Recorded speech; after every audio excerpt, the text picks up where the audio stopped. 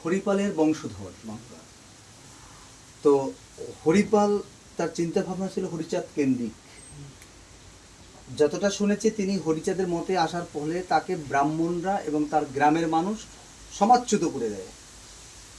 সেই জায়গাটায় দাঁড়িয়ে আপনারা এখনো ব্রাহ্মণদের সঙ্গে আপনাদের সম্পর্ক কেমন রয়েছে? ব্রাহ্মণরা আগে যেরকম করতো, পূজা আর্চনা আমরা করি ওরকম করতেছে। এখন দুর্গা পূজা ব্রাহ্মণদের করতে হয়। কারণ আপনারা কি ব্রাহ্মণ বর্জন করতে পারছেন না?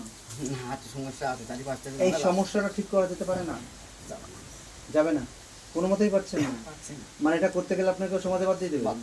এবার আপনাকে একটা কথা বলি, যে হরিপাল হরিচাঁদ ঠাকুরের মূর্তি স্থাপন করলেন, মতুয়া দর্শনে আসার পরে তাকে সমাজচ্যুত করা হলো, আর সেই বংশের মানুষে আপনি গর্বিত হয়েছেন, কিন্তু আপনি ব্রাহ্মণ ত্যাগ করতে পারলেন না।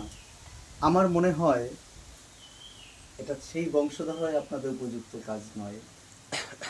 রাগ করছেন কথায়? না না না, আসলে ঠিক বলছি যে কথাটা। ঠিক আছে। কারণ তিনি মেরুদণ্ড সোজা করে তার গ্রাম থেকে চলে আসলেন, গ্রাম থেকে তার কেশবপুর গ্রাম থেকে তাকে বর্জন করলো, অথচ আপনারা আজও ব্রাহ্মণের সেই আঙ্গুলি হিলনে চলছেন। একটু বিবেচনা করবেন। জয় হরিচাঁদ, জয় গুরুচাঁদ।